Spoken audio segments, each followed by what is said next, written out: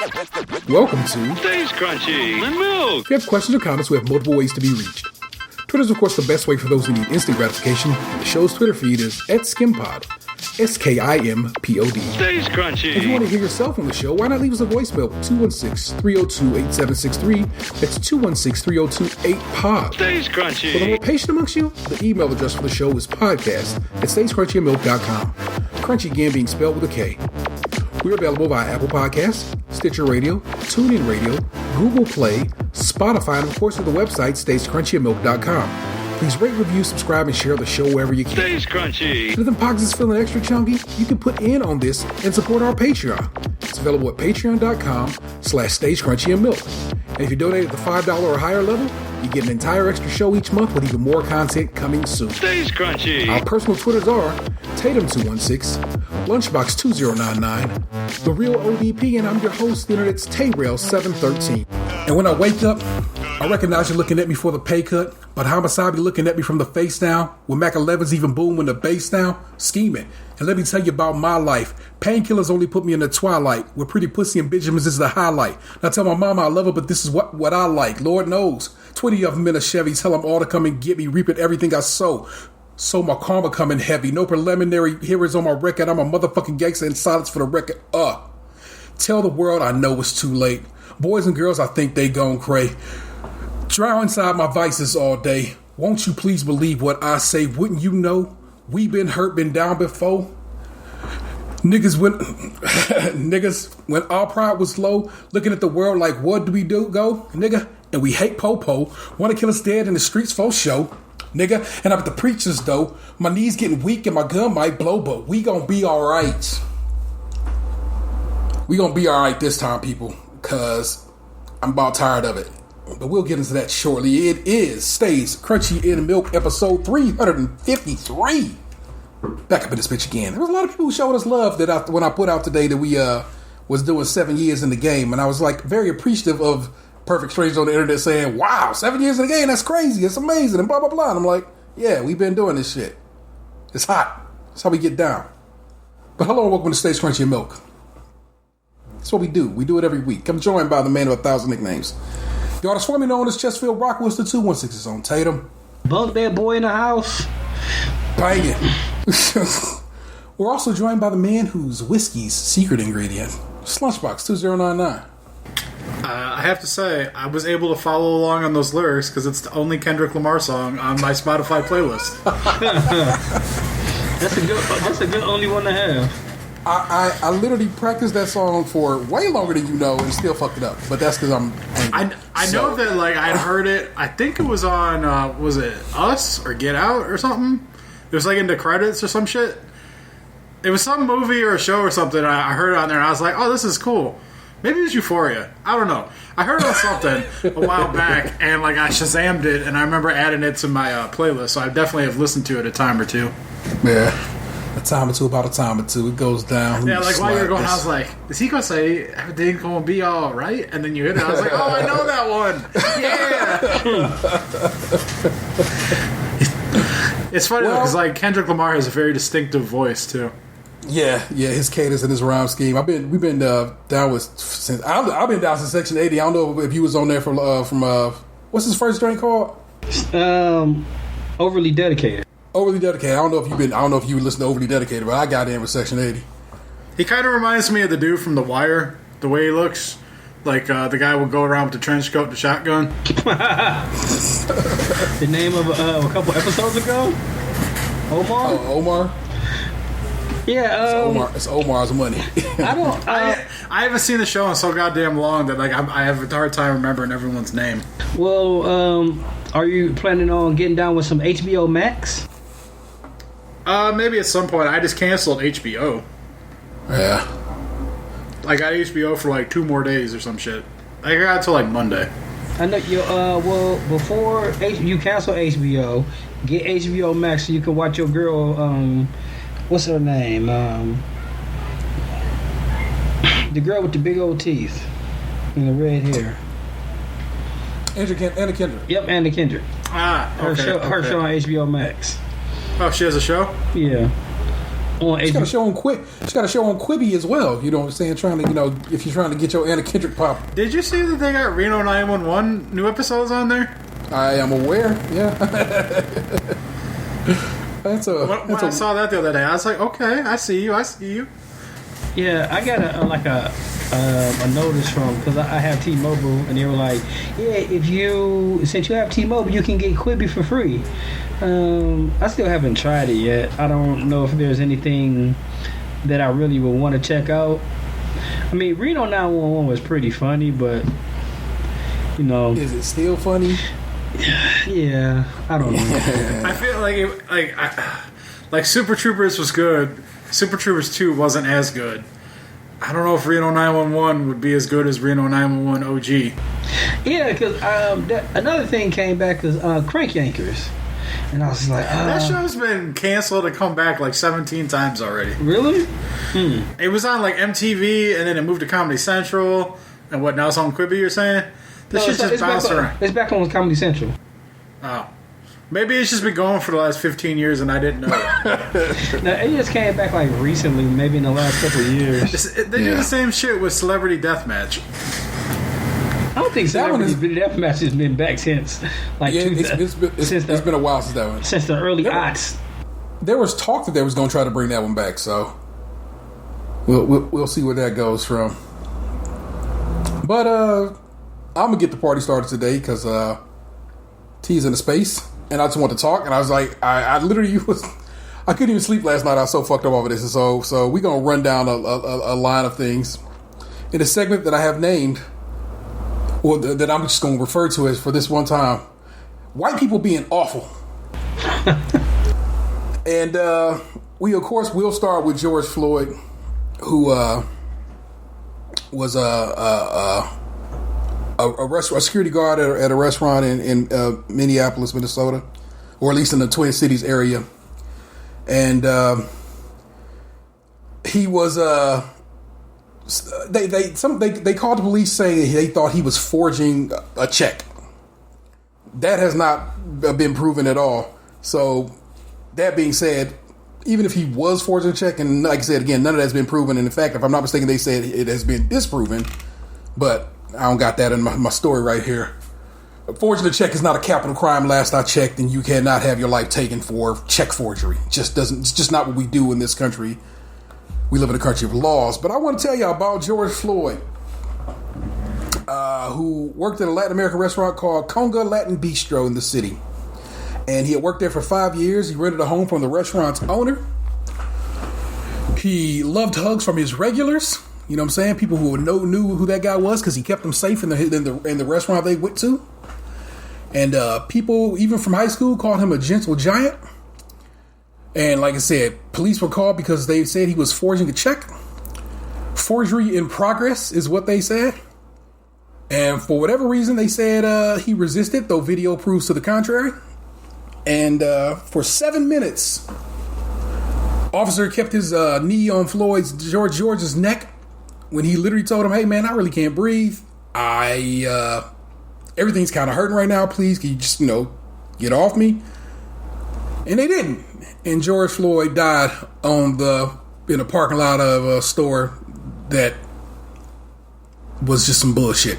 And since this has happened, it has been some protests in a couple of cities, LA and Memphis, and Minnesota itself. The Twin Cities area of Minnesota itself has been being protested, and there has been some. It went from protests to tear gas to rioting, because that seems to be what it always goes to, because we go to rioting. But I read a quote. I want to give it to Dr. Martin Luther King, and I may be wrong. If I'm wrong about that, my apologies. But he said how riots are kind of the voice of the unheard. It takes acting a goddamn fool sometime to be heard in this country. And I get it. You upset that the AutoZone and the restaurant or Target got ran through, but I guess I'm kind of sick and tired of black folk dying for no reason other than just being black in almost all these situations. Now, they have fired these officers, and that's gravy. But we know that officers almost always get rehired by other forces. Their union will fight to get them reinstated on this particular force, because that's just how this goes down. But this man was murdered. for a crime that was never actually, adjudicated or justified or anything like that there. And so we gonna call that shit what it is, and that is murder. So we want to give a big fuck you to the officers who were involved with this. There were 4 of them in total. And fuck them. Fuck them. Fuck anybody who supports them. I gotta be real with you this time around. I'm a little sensitive and a little tired of having to be sweet or play nice when it comes to things like that and say, come on, let's forgive and forget and so forth and so on. And I know all of a sudden over the next few weeks, because we're gonna get this push of stories about how bad cops are. But then as you watch over the next couple of weeks, it'll be cops giving ice cream cones to kids. Look at this cop dancing real fun like, because they always do that. This is what the media always does. It'll push one direction and then we'll push the other way because it has to be, you gotta see both sides. Bad apples and blah, blah, blah. Well, bad apples do indeed spoil the bunch. There's been research on that. Go read it. That's 1. 2, we're going to jump over to Miss Amy Cooper. Amy Cooper decided she didn't want her dog to wear a fucking leash in a park that she's supposed to have the dog on a leash.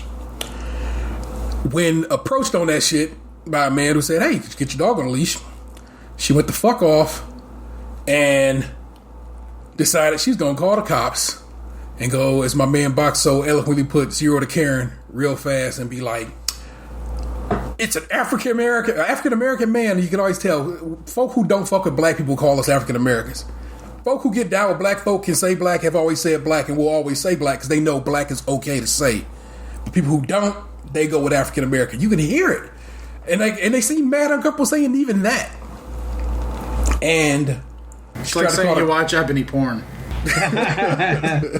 She called the cops on this man, saying he was threatening her and filming her, all the while she's holding on to her dog's collar and hurting the basically dog. The dog is choking to death because, you know what I'm saying, she's a moron who is so focused on trying to get this man caught up that she is not realizing that she's choking her dog out.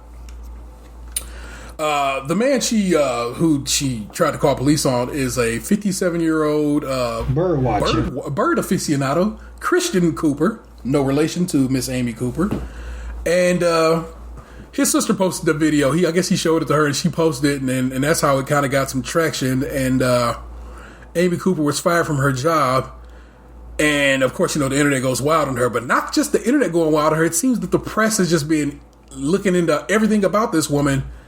And she seems like she was a terrible person even before this, and is now a terrible person after this.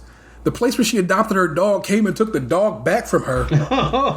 Because again, like I said, if you watch the video, she's literally there holding the dog by its collar, and the dog is like, being choked out, and like it's just, she knew what she was doing. She played the damsel in distress card, not understanding that what could have happened to Christian Cooper was the same thing that happened to George Floyd. Cops could have showed up. Cops could have took it more serious than it needed to be, and he could have died right then and there because this woman didn't want to put her dog on a leash. So Amy Cooper is your second white people being awful in my little segment here. My last one is about a YouTuber, Mika Stauffer. And she made a big fluffing fucking stink about adopting an autistic child from China. Big deal about it. Gained hundreds of thousands of followers on her YouTube channel. Got sponsors and shit. Has blown the fuck up. But people been noticing that her adopted child, Huxley, ain't been in the videos, ain't been all up in the fucking studio, ain't been anywhere to be seen. And finally, her and her husband sit down to make a video, and we gotta announce we had to rehome Huxley. Pause. We rehoming people? You rehome a bad dog, a dog that probably just wasn't working out with you because your cats didn't get along with it. Even then, I'm kind of salty because it's not that dog's fault. You fucking didn't do what you should have did beforehand. But she said Huxley had just been too much. And just, you know what I'm saying, and they couldn't take that on as a family. And so Huxley has been rehomed as if he is just some fucking animal. And even then, like I said, I'm not cool with you rehoming animals because you fucking up. But I'm definitely fucking not cool with you taking a kid from China, all the way from fucking China, with an autism diagnosis, and then being like, I can't fuck with it. You're a piece of shit. I never heard of rehoming before. Yeah. It's like when you bring a dog up from Florida and then decide that you can't keep it after like the first week. Again, don't get the dog to begin with. And I will leave it there. That is Well, we do got one more, and one that hasn't really got much traction. I'm only going to speak on a little bit because I only know a little bit of what I read, and I don't know many updates about it. But an EMT worker named Breonna Taylor was also murdered down in Louisville, right? Yeah. And she was like, so police were looking for I believe a drug dealer suspect. So they came into her residence where her and her boyfriend, who was he has a concealed license. They came into the house, no warning, never said they were police, and he shot one of the police. And they continued to. They came in shooting, shot her 8 times while she was sleeping. Yeah.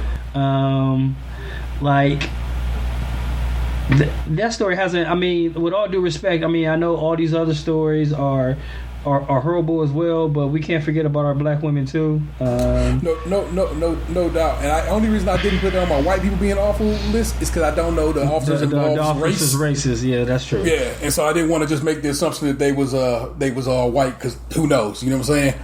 Well, but you know what? Everybody's name must be said, like you just said, and repeated out loud and spoken. That one hurt me a lot because, like, the fact that she was like an EMT worker, like out there, like, you know, saving lives, and you know, pretty much, you know, worked hand in hand with police. I mean, you pretty much killed one of your own. Yeah. So, no, I'm sorry, you murdered one of your own. And as it turns out, wrong address. Not even where they're supposed to have been at.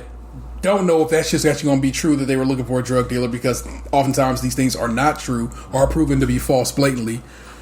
And so that is where we are right now. You know what I'm saying? Again, they what's my man down in Georgia?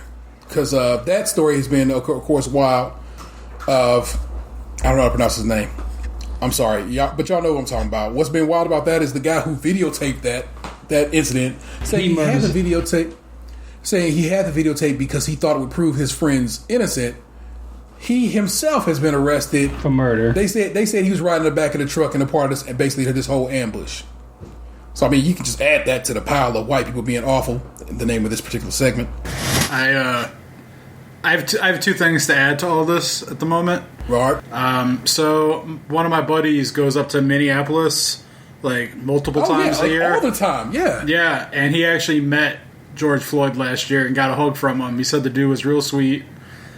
So like he's friends with people who were friends with him. Yeah. So he said it was real sad. I mean, that goes without saying. Yeah. And then second thing, I saw a video this afternoon of a guy, I believe it was in Arizona, and I think it was a couple that was doing DoorDash. Black dude. I don't know the ethnicity of the woman that was in the car. Mm-hmm. I could just hear her voice because she was taking there was 2 videos spliced together.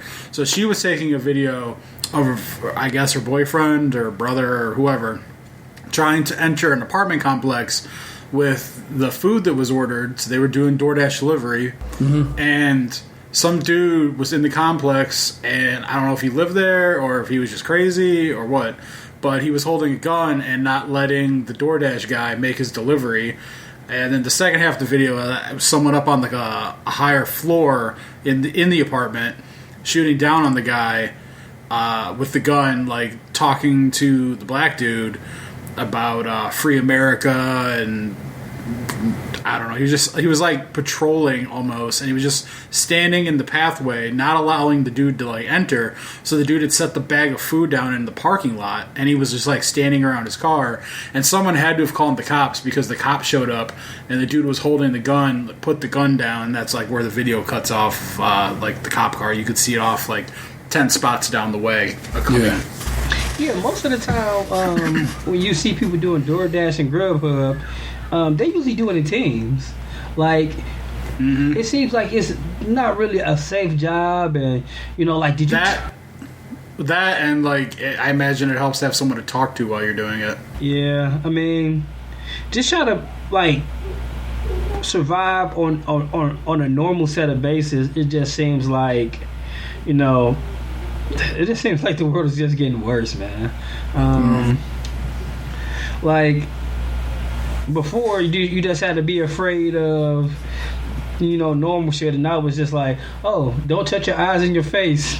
It's just been like a, you know, a year with like so far with no relief in sight. Yeah, it's like we're almost halfway through it, and or at least have at least reached the midpoint, and it's still like, god damn. And yeah, and almost like we spent half of this year in the house. Yeah, half of this half year has been it's been like just locked down. The reason I want to talk about it because, like I said, I heard about the rioting last night, and that touched me in a way that I was like, God fucking damn it, 'cause I already know what it's going to be, because it's going to be people like, well, that's what it is. They're just angry, and now they're rioting, and they always want to be supportive of buildings and not of people in these situations. So I already knew what the talk was going to be, but actually, it seems a bit less of that today, at least. Who knows? I don't know what tomorrow will bring. I've seen more stuff about like the non-lethal projectile pictures, like people with the bruises, and the tear gas pictures and stuff. And I have seen a lot of Instagram comments and tweets though talking about, and they were by black people, basically saying that like, you know, like burn the shit down, and like the peace, we're like past that. That was the general message, and like that was what I was trying to explain to my Facebook friend group this morning, and my daily DM chat. Like they weren't like taking a side or anything, and like a lot of them, who I would say generally lean towards the side of like what actually happened here, or like the benefit of the doubt crowd, I'll call them. Mm-hmm. Even in this one, they're like, yeah, that cop fucked up, and he needs to get everything that's coming to him. Like, there hasn't been a lot of, let's let the facts come out on this one. Like, everyone's pretty much made up their decision already that this dude, like, he's fucked, and he fucked up, and it cost innocent. Well, I don't know, innocent, because I don't know the details of all the situation, but cost this dude his life needlessly. Yeah, and like my buddy who met him was talking about like the shit that the mayor had said about, paraphrasing here because I don't know the exact quote, but like, shit's not right, we don't stand for that, yada yada yada. And I was trying to explain to him that like the amount of times this shit's going on, like, it doesn't fucking matter what that dude says at this point. Like, actions speak louder than words, and the fact that this shit keeps happening, people are going to be pissed. There is no more oops, our bad anymore. Like, you can't keep doing this shit over and over and over and over again and not expect people to just finally, like, say, fuck it. You know what? You want to keep killing people, like, when you shouldn't? We're going to go burn down a library. Fuck y'all. Like, that kind of mentality. Like, you can only go on for so long before people start pushing back. And, like, I feel like that time's here at this point.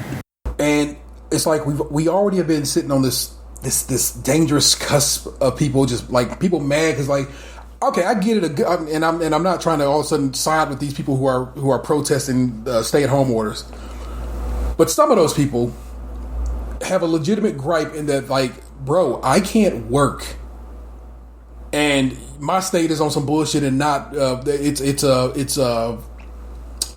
unemployment benefits are trash, and I'm freaking out. You know what I'm saying? Now there's a few of those. Now there's a lot of those that we know for sure are paid. A lot of them, in fact, have been traveling from other places to go to, like, let's say North Carolina. They've been showing up in North Carolina, but they came from all over the place. So they're not really protesting North Carolina. They just setting shit off. But a few, probably, I wouldn't doubt a few people amongst them are people who are like, I'm so scared. What the fuck am I going to do? I don't got nothing. I can't pay for my family right now. So like I said, we have some people like that who are in that state of affairs. We have black people who are at this point, black people of color in general, who, not people of color in general. I always say people, we do that. And I'm just like black people, and let's just give it up to black people for once. You know what I'm saying? Who are just tired of just being murdered, and in the case of my man from Georgia, that basically that's present day lynching, if ever there, you know what I'm saying, if ever there were one. And I don't like that I have to be fearful of my son leaving the house. You know what I'm saying? I don't like that I have to live like that. I don't like that I know my mom will probably worry when my brother or I or my nephew leave the house, because we all, big black men, you know what I'm saying? And my brother's short, but he's stocky, you know what I'm saying? But I don't like that I have to be a point of worry just for existing. I'm not, you know what I'm saying? I'm not doing dirt or crimes or anything like that there. I simply am who I am, you know what I'm saying? And I'm just, like I said, it had me real fucked up last night. Because like I said, I had an expectation, if you will, of what I thought the conversation would be today. But the conversation actually has been like, no, it's kind of gotten to the point where we might have to burn this bitch down. And I also don't like that. But we are a country that was founded on violence. You know what I'm saying? The Boston Tea Party was just this. It was rioting against a government that we said was not taking care of us. The nation that we exist within was built on this shit. And so I know you mad, not you per se, you know what I'm saying, but some people are angry that it took a turn and became riotous. But that's what it has to be sometimes. Sometimes fucking governments have to be taken to task. I'm going back into the group chat to pull up the quote that I said to them this morning, because it's not that I was mad, but I was trying to explain to them my feelings on the matter. I even mixed in the story about a couple weeks ago when the cops arrested the dude from next door to me. Yeah. But so this is what I had said to them, kind of my summation of our conversation this morning. I said, isn't this the same thing that happens every time now? Police kill someone, riots and anger come, people say we need to be better, shiny nickel comes and white people stop paying attention, minorities continue to talk about it, white people continue to stare at nickel, another person gets killed, cycle repeats. Yeah. Over and over and over again. We keep saying something must be done, but then we do nothing about it. If now this is thing I've been seeing pop up a lot lately, and I guess I understand the point. They like, you can't just be sitting on the sidelines when, your mama, your daddy, or somebody say something wildly fucking racist and shit like that. And I get why they say that. They're like, I'm saying they basically they want people off the bench.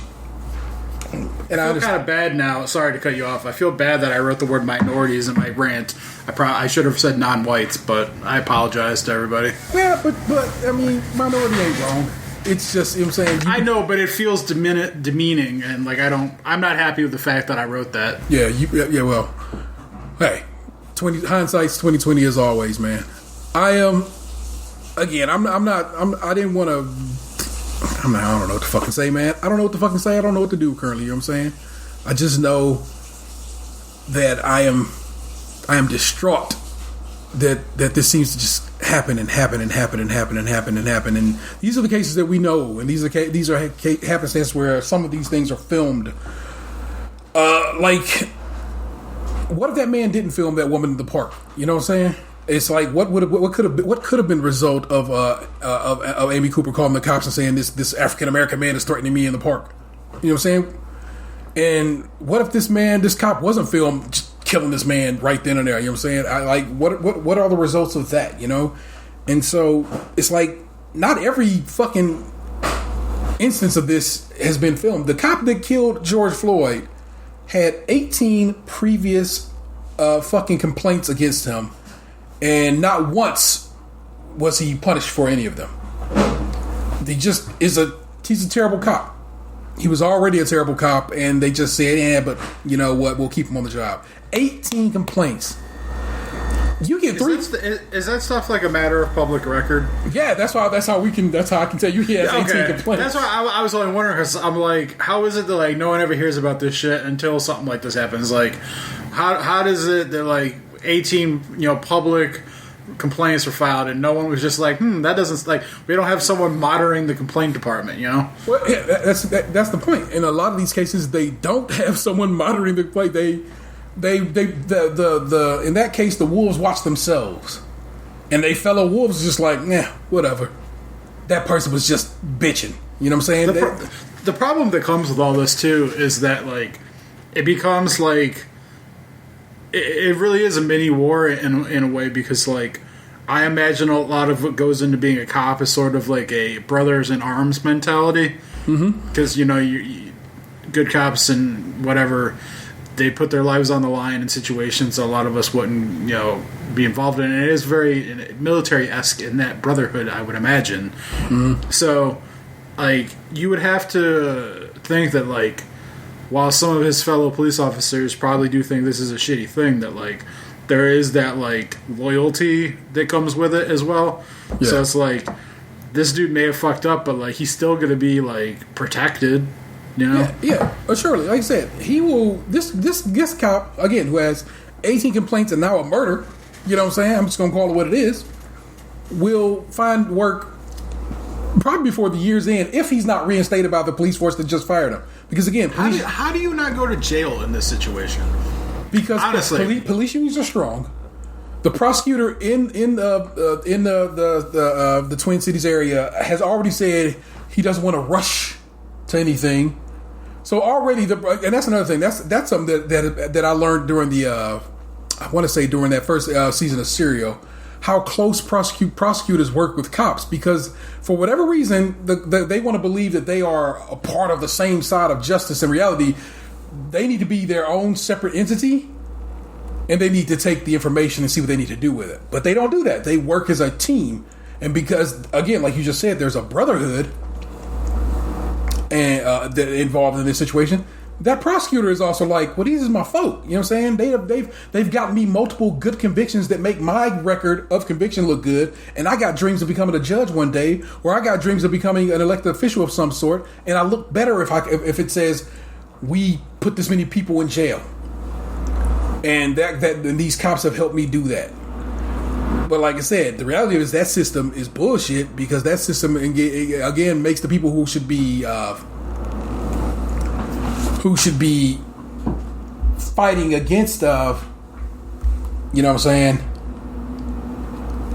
or not fighting against per se, but at least just present in the they should be seeking justice, and oftentimes they said this guy's like, I'm not gonna rush to do anything. Well, bruh, you got a murder on camera.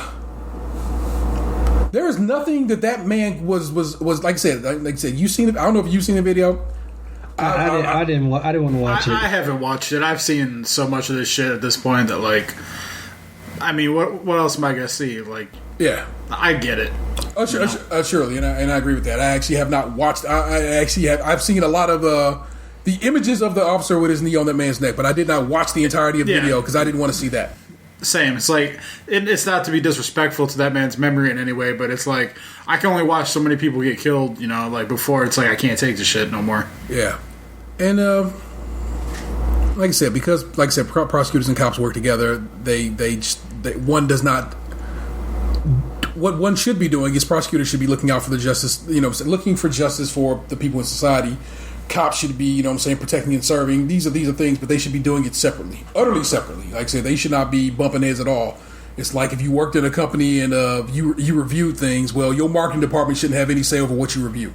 You know what I'm saying? You don't. There's a walled garden there. You know what I'm saying? These two never the twain shall meet. But that's not what we do in this country, and because of that, we have a prosecutor who I would think is an open shut situation. And what they often do with cops is this: they will charge them, then they will give them over to a grand jury, as opposed to just let's go to trial. They'll go to a grand jury who can decide if they are to be convicted or not. And in almost every situation, cops are never convicted by a grand jury, and it just leads to what we saw last night. What we always will end up seeing. When we reach a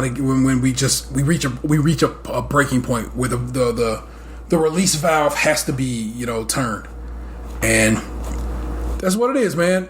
And it was just a little too many white folk being just plumb awful this week for me to just let it just walk. And I don't know if y'all and no, it doesn't matter. But I don't know if y'all saw pictures of the guy Christian Moore, Christian Cooper, the bird watcher.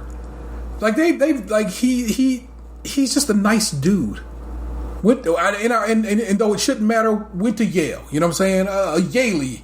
You know what I'm saying? Who enjoys bird watching. The reason you don't want dogs running around is because dogs scare the fucking birds. And like that's his hobby. His hobby is birding. My mama is a bird watcher. My mom is a birder. You know what I'm saying? And I don't want to have to worry about my mother having fucking one time's called on her because some people are just fucking with her hobby. You know what I'm saying? Over and over and over and over and over. And it just... For me, I'd be afraid of the dog.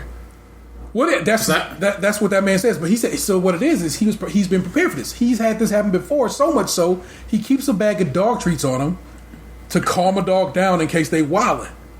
And in this instance, he said he tried to call her dog over to her, and she was like, "No, he won't come to you." And like she freaks out and like says 0 to Karen and bugging out. Because in reality, this man has lived this shit before. He knows what he has to do to be prepared for these situations because these situations seem to happen enough that he knows what he has to do in advance of them. He knows he has to say, "Hey, could you leash your dog?" And I don't think what he expected was it to take this turn. Now he has been interviewed several times, and he has said he is sad that her life has been so fucked up by her racism. But I love that he has stuck to it and said it is indeed racism. And he says he don't want people threatening her life because that's some bullshit. He goes, I could have died, so why would you want to threaten her life in return? That's just dumb. But he hadn't been like some people who've been like, I forgive you and all is right. It's just been like, no, you did some racist shit. Let's be real. You did some racist shit, and we gonna call it racist shit. And I'm sorry you did that racist shit, and I'm sorry you got fired for your racist shit. But over and over, you keep hitting that mark.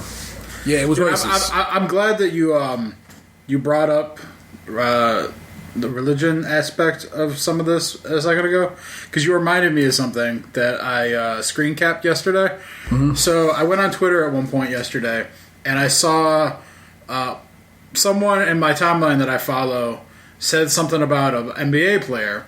And it was like the implication was sort of like that dude needs to shut up. Mm-hmm. And then I went to the trending page and his name was trending. So I'm like, oh fuck, what just happened? Yeah. So I put 2 and 2 together, obviously based on the climate of the day. So I went to this dude's page and it's Michael Porter Jr. from the Denver Nuggets. Young kid, got to be like 20, 21 tops. Like this dude barely has pubes on his balls. And he had tweeted, as much as you pray for George, I guess he meant George's family, gotta also pray for the police officers who were involved in this evil. As hard as it is, pray for them instead of hate them. Pray that God changes their hearts.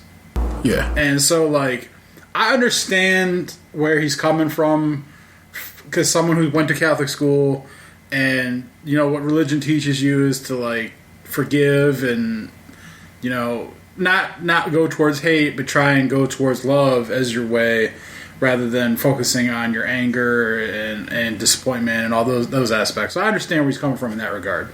The thing I found funny was the amount of people in replying to his tweet basically telling him to shut up and laughing at him and yada yada yada. And then like one of them I saw was by someone I've never heard of, but he had a verified mark. So I was like, who are you? So he wrote LOL back to him, right? And I clicked on the dude's name, and at the top of his profile, the very first word in his profile is Christian. And I'm like, how the fuck can you write Christian and then like tell some dude who's like trying to be like in that vein, like LOL, how could you say some shit? Like, I mean, the implication is LOL, like you being fucking stupid. Yeah. But like the very first word in your profile is Christian. Like, isn't that the values that the religion you claim to be a part of teaches? Is like, I get it. People are mad, and like I fully understand, and I agree with them being angry. All I'm saying is like, how can you like claim to live a life like that, and then basically talk down someone who's living the life that you claim to live, you know? Or are you just picking and choosing, like buffet style, the parts of Christianity or Catholicism or whatever that you choose to want to, embrace, Religion a la carte. It is more. It is more likely that than anything else, and it not always, often ends up being that way. You know what I'm saying? Because I fully get that, like, people are angry, like I said, and I understand, and I think they're justified. Yeah. But, like, I understand where Michael Porter Jr. was trying to go in with what he was saying, because it's like, being severely angry is only going to lead to worse problems. Like, it's almost like be level-headed and realize that, like, shit's fucked up, and, like, we have to figure out a way to not let it become who we are, in a way. Again, I truly wish we all could live a life of non-hatred and not to have to hate. It's very much easier said than done. Yeah, and I know that's what he was truly asking for a world where we could just not be such asshats. One, you gotta read the motherfucking room. I get it, Playboy. It's just the wrong time for that, and but also I understand your point, my man over here, like who's claiming to be one in this man's faith, clearly not. So one of these people was clearly acting or trying to walk the actual walk of Christianity, and one of them wouldn't.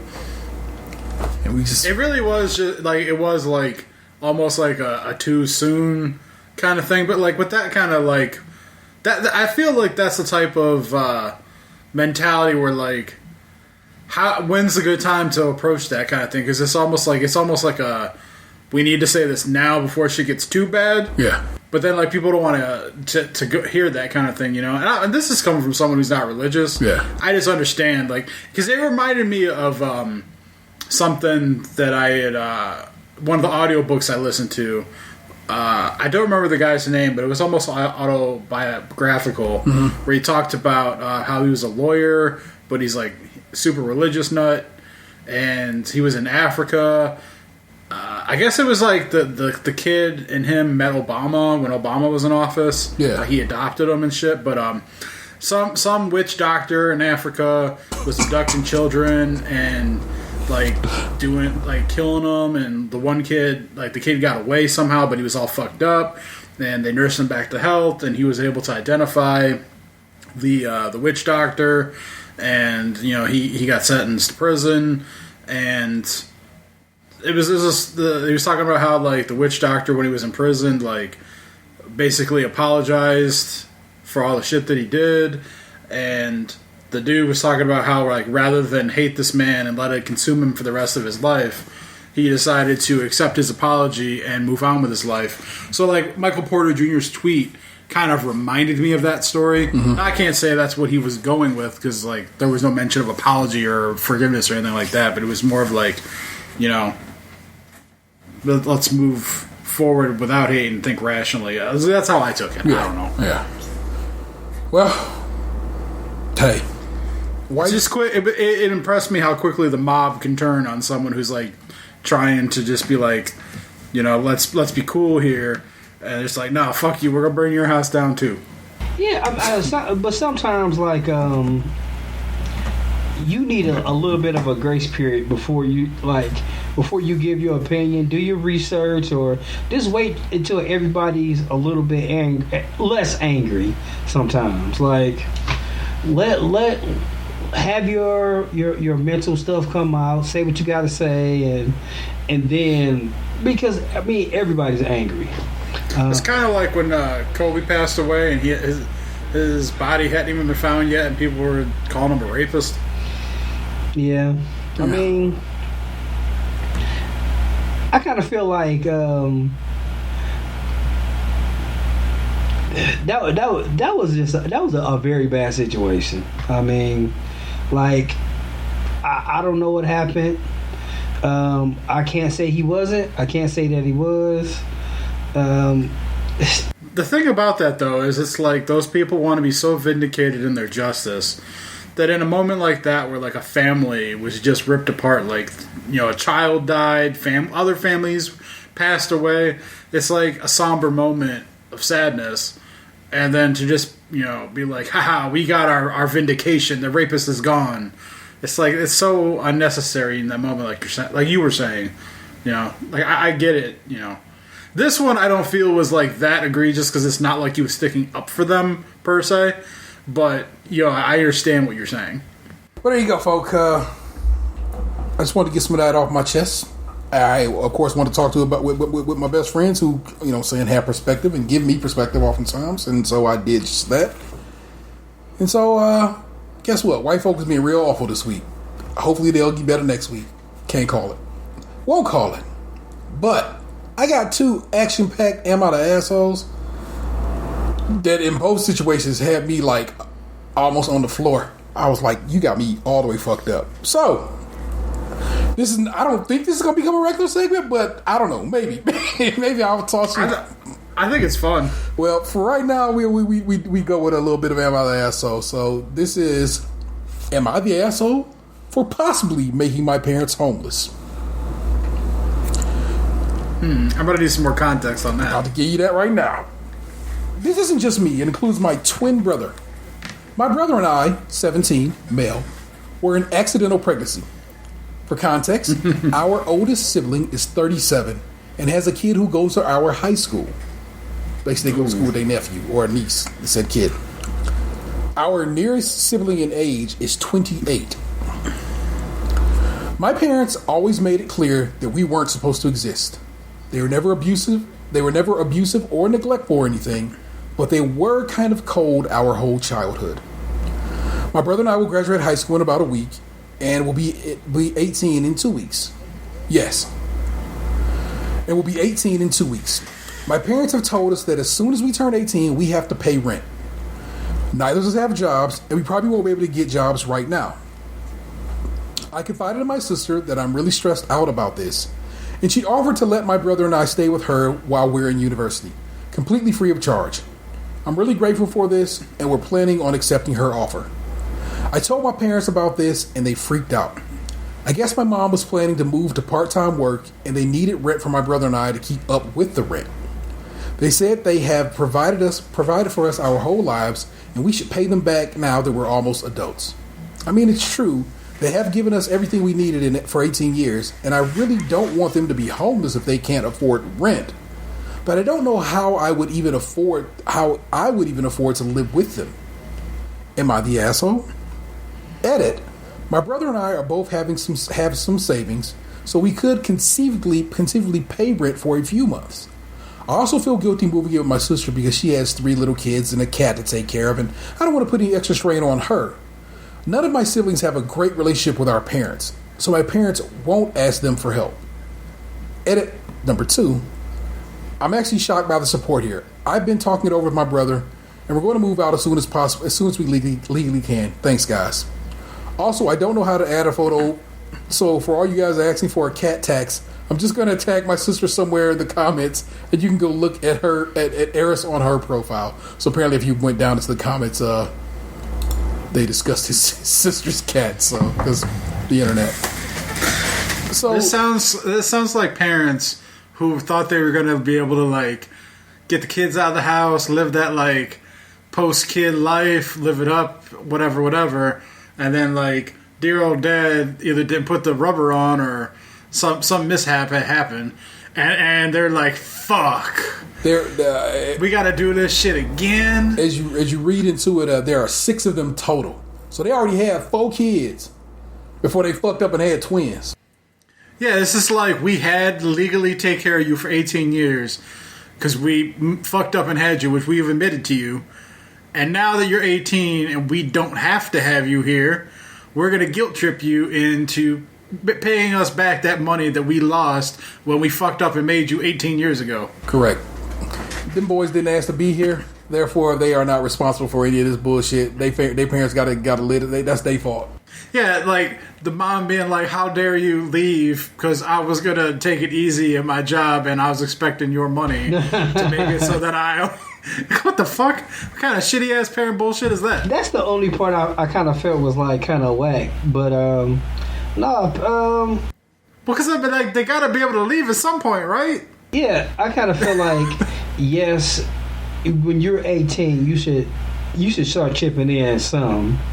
But for the parents to be like, I was counting on that money. That was my bingo money. That's kind of messed up. But I mean, like, as a man who knows he was an accident, I have to appreciate my parents' willingness to keep up the lie my entire life. No, we love you. We love you, baby. Yeah. Oh, you were super playing. Like, we wanted a kid. Like, all right, Mom, sure, whatever. Did you play me, before third period biology? Like, what was that? What was that talk like? Well, in this situation, this man or gentleman or whatever child has been voted not the a-hole by the good people at Reddit, and I agree. He and his brother are not assholes for this. What the fuck do you even say? I hope he takes his sister up on her offer and goes and stays with them, and I hope eventually they'll find a way. I'm more like curious about like what's it like to be someone's uncle and go to school with them. Yeah, that's some wild shit right there. Because, like, in my whole life, growing up, you always, like, would assume that, like, the uncle's, like, an older person, like at least an adult age, Yeah. And, like, even like me, man, I'm 34, and I got a brother who's, like, 13. That's just weird for me. I can't imagine being, like, 16, and then it's, like, your nephew's in, like, your fourth period economics class or something, Yeah, that is wild. I make that motherfucker call me uncle all the time, though. Hold on, nigga. You gonna call me uncle? Fuck that bullshit. Your uncle just fucking, like, whooping your ass in PE and shit. This one right here had me. I'm just gonna read it. I'm gonna read it to you, and you will decide if my rage is righteous. Black rage. Yeah, I'm killing every one of you motherfuckers. Am I the asshole for suing my girlfriend after she had my 1967 Impala project taken to the scrapyard? Hell yeah. Oh, is that the whole thing? Oh, let's walk this walk. I'll try to keep this short. I had a 1967 Impala 4-door that I bought in February of 2019. A couple of months ago, I bought my first house that had a 2.5 car garage. I moved the car in, started tearing it down for a complete restoration. I had the body in one bay and the chassis in another, plus the whole garage filled with parts. About 2 months ago, my girlfriend came to live with me during this whole crisis, and the whole time has hated the car. She wants to park in the garage, but I have 2 acres of land with lots of nice places to park under shady trees, or hell, even in the barn if it has to be inside. I tell her, tough luck, it's my house, and it's not like I can just throw it back together real quick. Anyways, I was out of town for a couple of days on a business trip for the small local company I work for. When I got back, my girlfriend was all smiles, making me food all the time, doing all the chores, all that. I thought maybe she was just happy to have me home, but then I realized that I didn't see her car in the usual spot. I asked her where she parked so I could make sure I mow that area and keep it clean, and she said not to worry about it because she parked in the garage. I asked how, and she told me to go check it out. Turns out that while I was gone, she hired some people to come and move everything related to the car, including the drivetrain, body, chassis, and all parts, and take it to the local scrapyard. I was absolutely dumbfounded. I had spent over $11,000 on that car, including new parts, services, and the car itself. I told her I was going to be taking her to court for that, and she brushed it off like I was being dramatic. I told her that it was done between us and to pack her things and leave. I admit I was really angry, but I did end up getting a lawyer, and I have all the receipts of all the money I spent. And I have her on my house's security cam footage letting these guys in and watching them take it all. I think I can win. Her family and friends are absolutely blowing me up, saying it's just a stupid old piece of junk and that she cannot pay back all the money I spent and that I should just let it go. But I have been putting all my time, effort, and money into that car for a year and a half now, and god damn it if I'm not going to get justice for what she did. Am I the asshole? Heck no. No, fuck her. Fuck her. Edit. Thank you so much for the support and awards and everything. I'm glad I have some people on my side. I got a call from my mom about 20 minutes ago. She told me that I was I got a call from her mom that I was ruining her daughter's life over a stupid car. I told her she ruined her own life. I've been gathering documentation and stuff, and I'm about to head down to the police station and file the report as suggested by Lots here. Once again, thank you all. Update. Went to the police station last night, was told to come back in the morning, just got back and filed an official report against her for grand larceny and grand theft auto. I showed them all the receipts I have for the car and the footage of her letting the guys come and take it, as well as the title for the vehicle in my name. They said they will be in contact with all three parties, my ex-girlfriend, the junkyard guys, soon, and they will be hopefully be able to recover some or all of the car. Just have to wait now. Huge update. They found my goddamn car. The junkyard guys were apparently in the middle of hiding it when the police came to ask them questions. It was on a forklift, and they were just going to put it on top of a pile of cars that was hidden behind more piles of cars. They said it was theirs and they had a title, but obviously didn't have the title. But they obviously didn't have the title for it, since they matched the VIN on the chassis and body to the VIN on my title. It was obviously mine. I know at least one person there has been arrested. I think he was in the camera footage. I talked about earlier, but I don't know if it was the boss or whoever, or even his specific charge. They also told me they would be looking into this specific junkyard for any other vehicles reported stolen. They said they haven't been able to get in contact with my ex just yet, but they are working on it. I'm just so glad they found my car. Luckily, I made quite an album of pictures detailing me tearing down the car, and so I can just use that to prove what parts they had were mine, so I can hopefully get most of it back. Police haven't let me take it back home yet, as they say it's evidence or something, so hopefully I can get it back eventually. Thank you for your support and advice. She gonna be alright. They had to lock this post because it got so rah-rah. Yeah. But I'm 100% in that dude's corner. Yeah. I literally felt my blood pressure rising as I read it this morning. And I was just, because Vanessa seems to be smacking out of assholes just because she's like, you know what I'm saying? Whatever. And I'm like, she ended up sending me funny TikToks to calm me down. I was so fucking mad off of this one right here, bro. Yeah. I was ready to fucking, I'm mad for this man. I couldn't imagine someone inviting me into their home and then just fucking up their situation, like and then thinking shit's sweet. Yeah. Yeah. Bruh. After she did that shit, she would have had to like run and fucking hide. Yeah. Like, and then like on top of that, like your parents and shit calling me like, you're ruining her life. Like, fuck y'all too. Like, oh man, I couldn't imagine. Yeah, that's kind of the whole. Like, bruh, how would you? I'm shocked. Well, okay, I know why he would worry that maybe he coming off wrong, because people calling him, telling him, "Why would you do this to her?" Blah blah blah blah. It's like, bruh. That's because that's her family and shit doing that. Like, yeah, I guarantee she did it to herself. Yeah, I guarantee. Like, people get mad if you eat their fucking tacos off the refrigerator from last night. My dude. I had a whole ass car that I was putting together that I gave you other options where you could park at.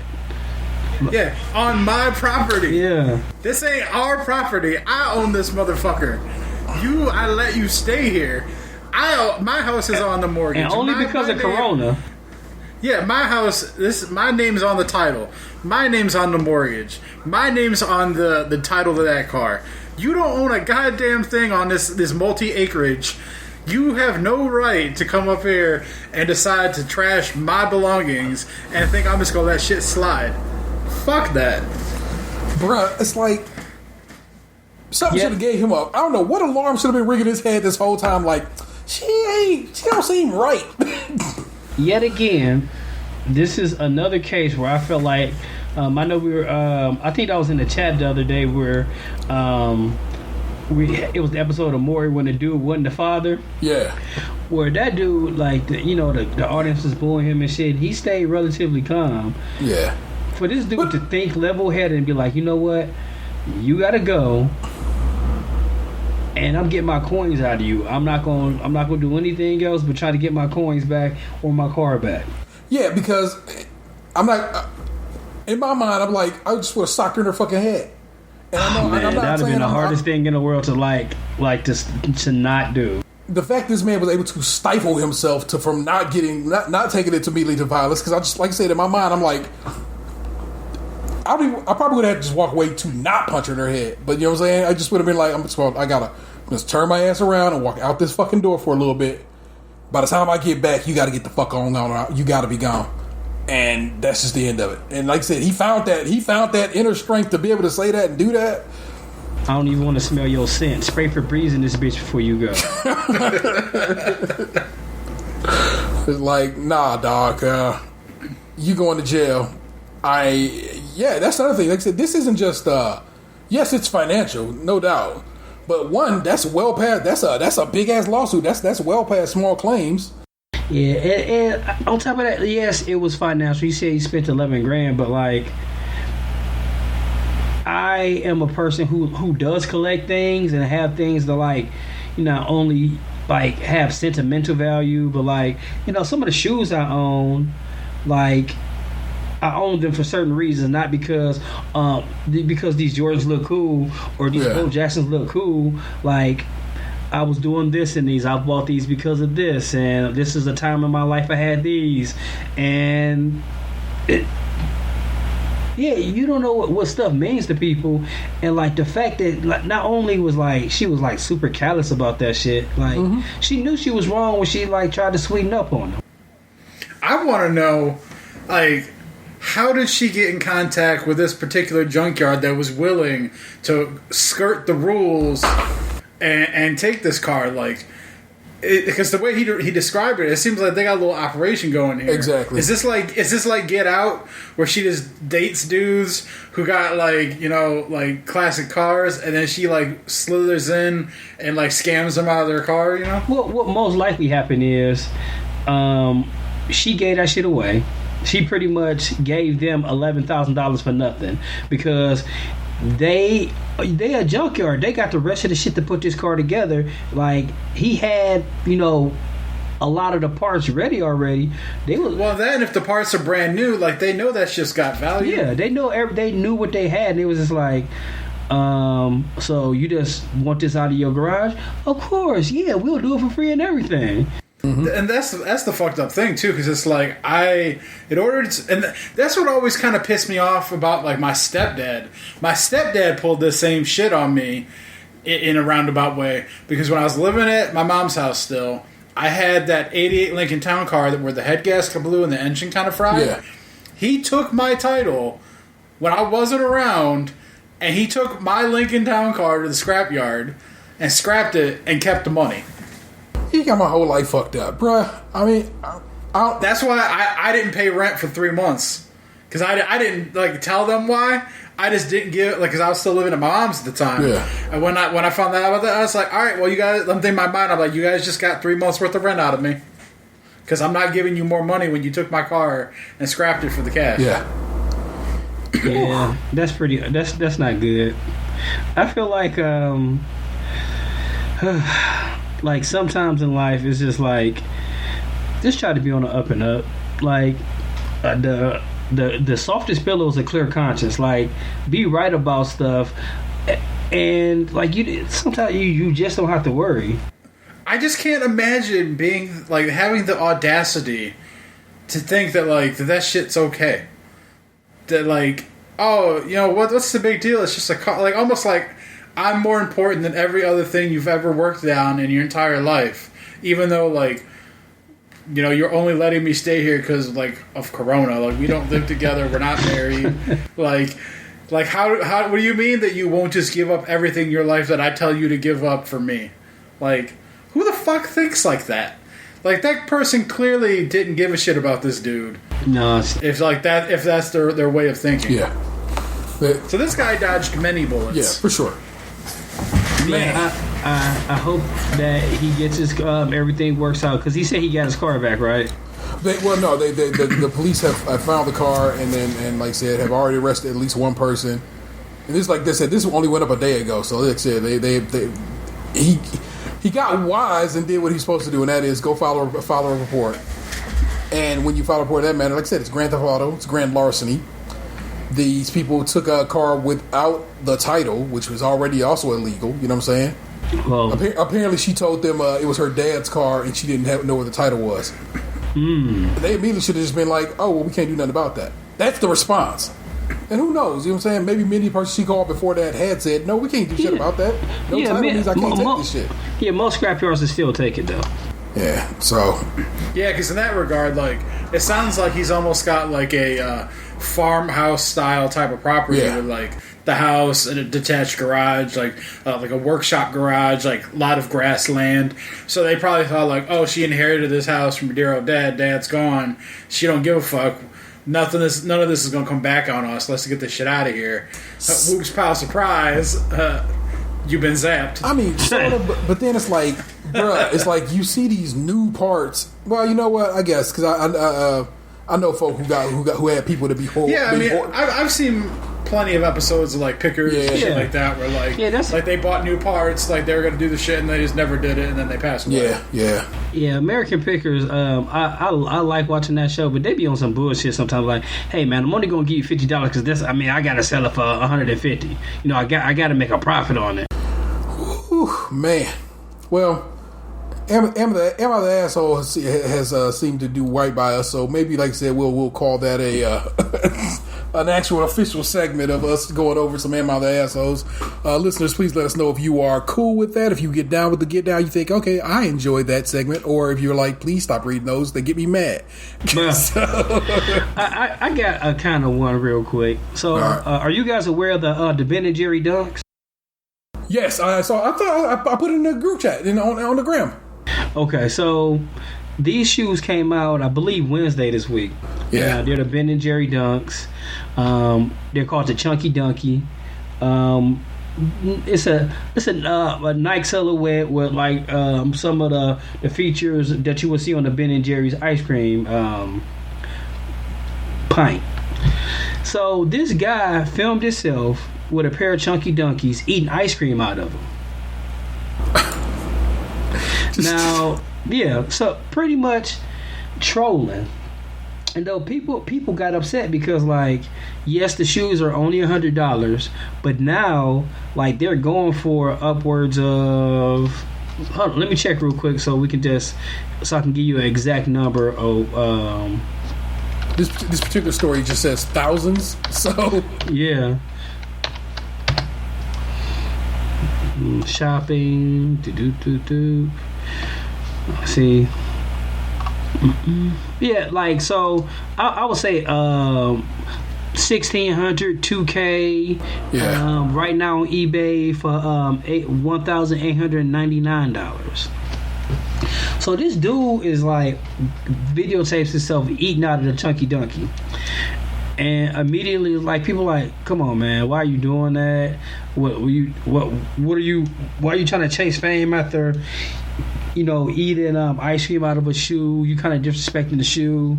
And so he kind of clapped back like, you know, it's only a shoe, it's only $100. What are you guys doing? It's like, I just feel like, you know, that's kind of disrespecting the culture of it. Like, yes, it's your shoe. Yes, it's only a shoe. But like, that could have been like, if you felt like that, you could have just left it at the store and let somebody else buy it. That is it's a culture like that always happens. There's this guy Tech Rex. I used to watch customers videos.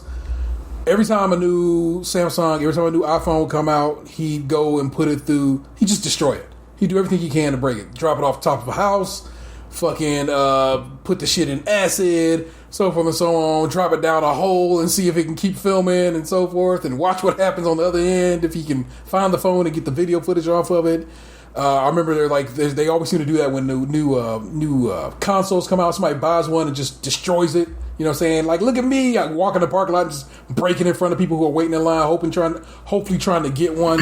It's always some motherfucker who think it's funny to fucking shit on everybody else's joy or potential joy and be like, look, I got that shit that you can't get. Let me really shit on your fucking shit. And I hate that culture and I hate those people. I don't hate. It's not hate. There was a kid that used to come up to the hobby shop back when I still played Magic the Gathering. Yeah. He was a younger kid too, like. A lot of us were in our mid-20s. Some of us were like late high school, early like in college, because it's like on the Baldwin Walls college campus area. But this kid was like kind of younger. I would probably put him like 14, 15 maybe, and he was coming up there and he was buying dual lands, which for people who don't play Magic the Gathering, they're essentially a resource in the game, but they don't print them anymore. Like, they only had a couple runs back in like the earlier 90s, and like this particular one he kept buying. At this point, like, I'm not hip to the game at this moment because I haven't played in like 4 or 5 years. Actually, no, 5.5 years at this point. I've been out, but like they're worth, I think, a couple $100 each. He was stealing money from his parents, which no one knew at the time. But he was coming up buying some of them and then taking them outside and lighting them on fire. Oh. To the point where like the store owner was just like, "Yeah, I'm not selling to you anymore." Because it's like they're fucking, they don't print them anymore. Yeah. So it's not like, you know, people can go get more. Like the supply is limited to what they printed back in like 1995. So yeah, that was a situation where a kid was coming up with stolen money, by the way, and just, you know, I'll buy that for $150. Take it outside. Oh, I'll just light it on fire because I think it's funny. Now, I see both sides in this regard, like you're saying with the shoe, because like I get the people who care about the shoe and like it's like a collector's item thing and it's a culture. They're upset because they feel the guy's disrespecting the thing that they care about.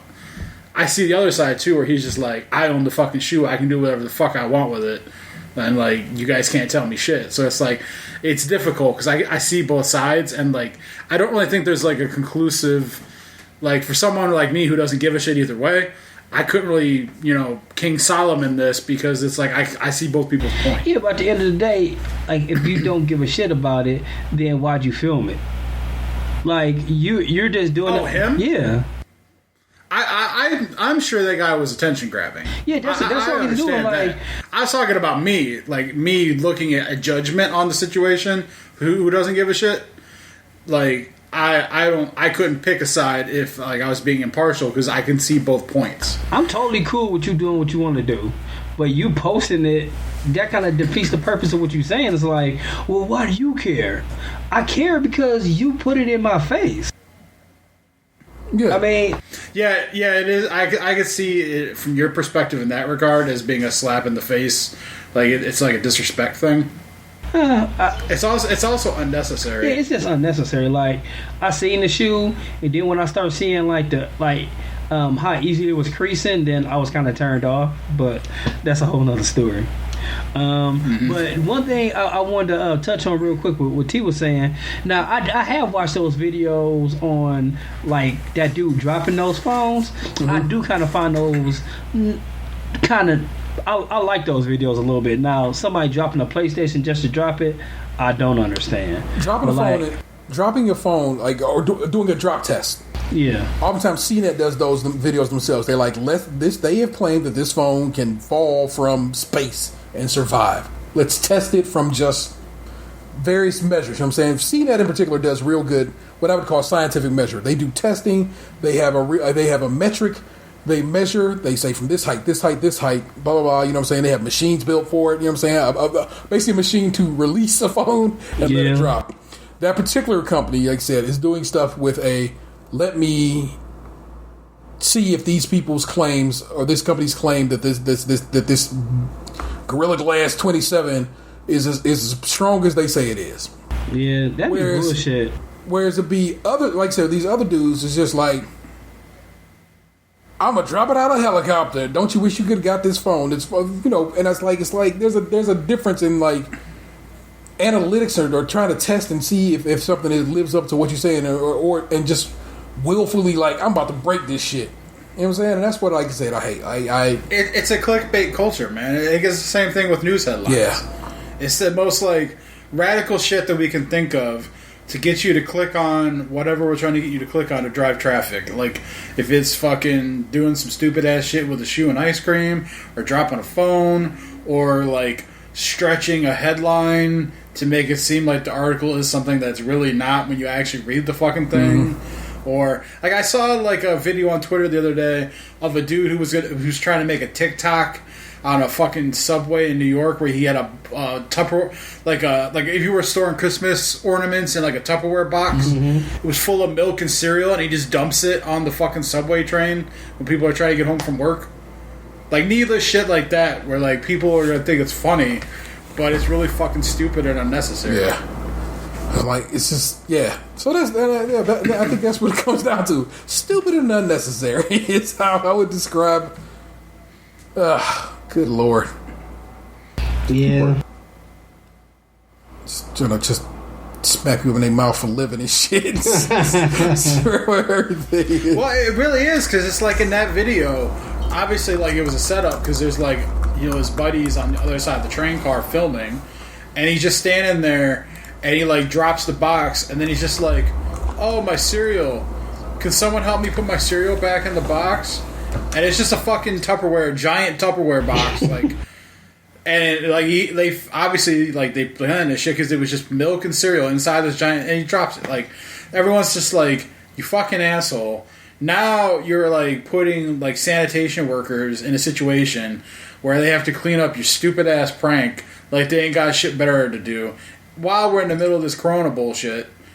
It's like you're just fucking idiot, and it's like.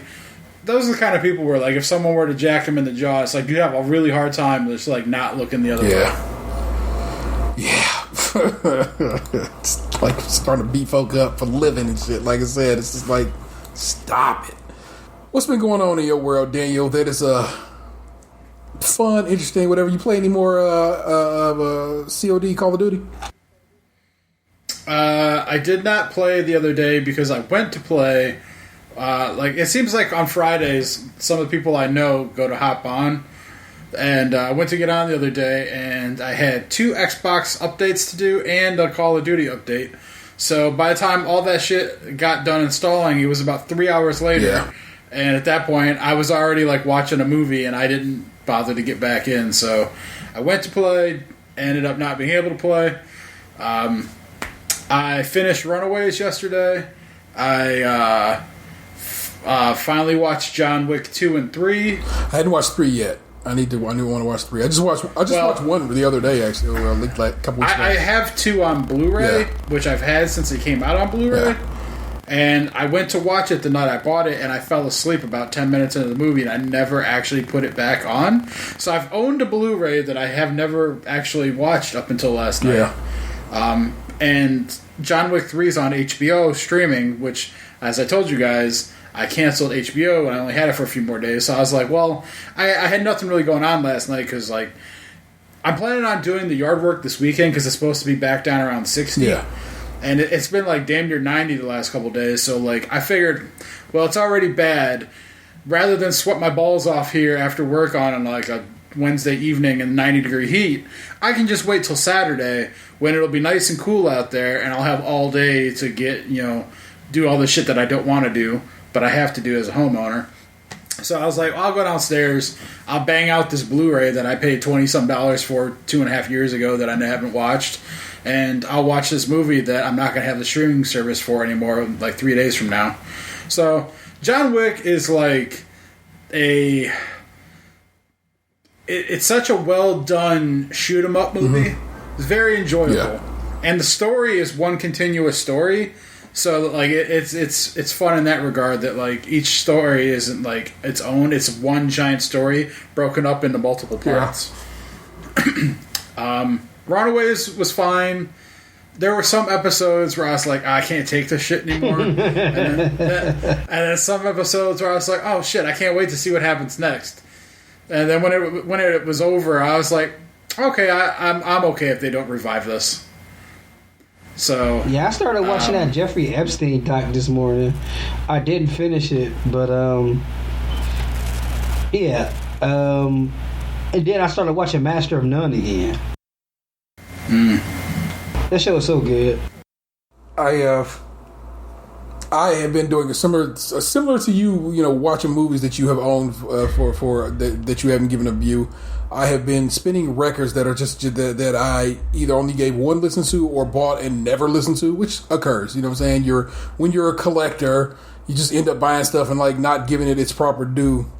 And so I've been spinning a lot of records that I never played a lot or at all.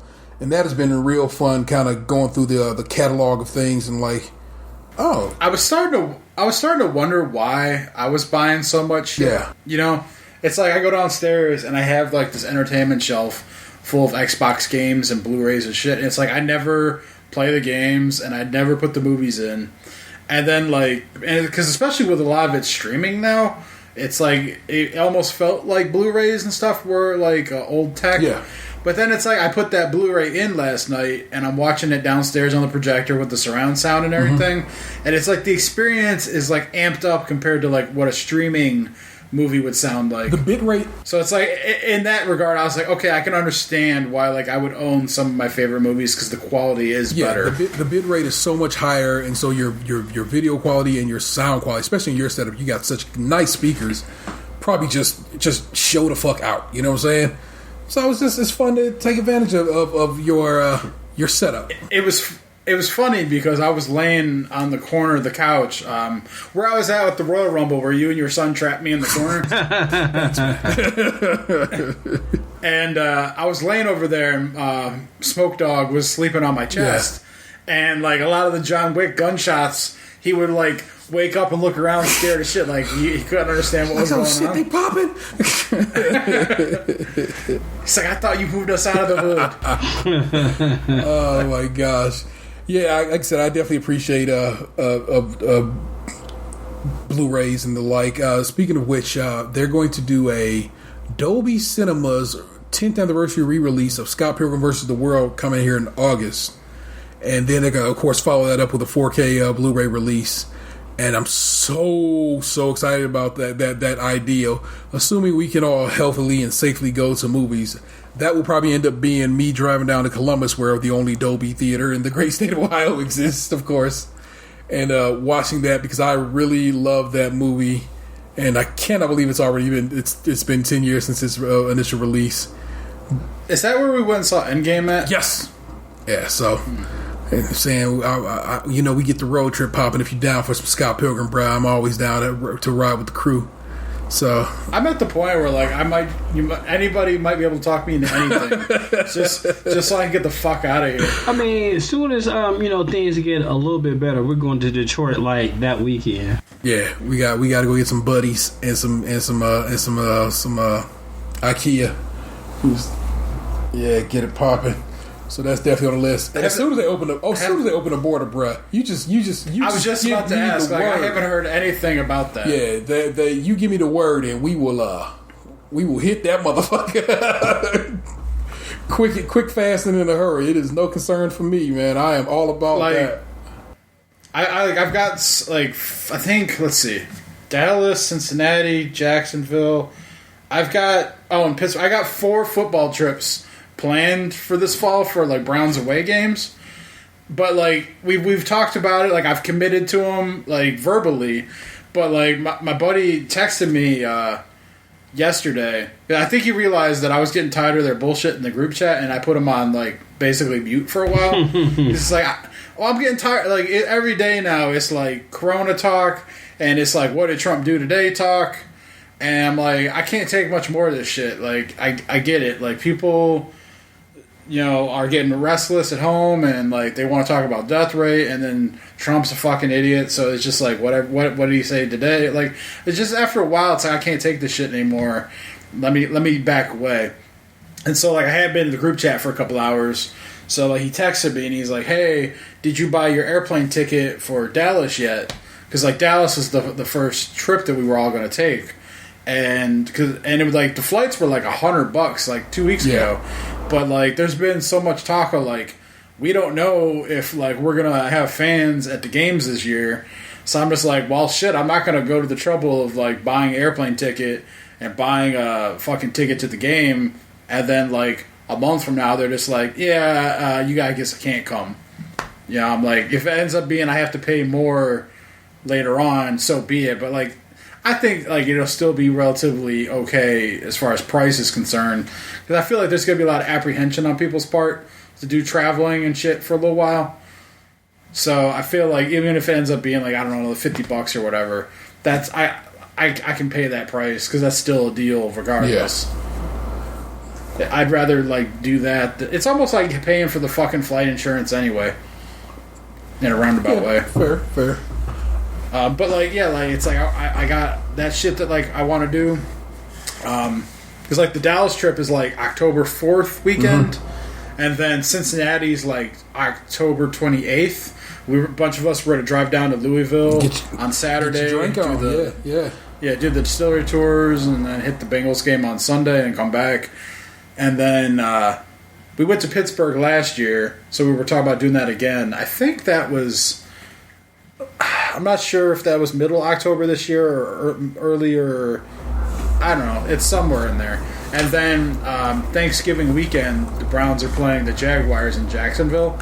So a bunch of us were talking about going down there for that because I'm like, I don't need to be here for my family. I can eat with them anytime. So, I mean, we had talked about going to Dallas because there was a rumor the Browns were going to play the Cowboys on Thanksgiving this year, which ended up not being the case. But like Jacksonville at the end of November, that sounds like a damn good time, assuming that it's not flooded with Corona. So, you know, we're talking about that.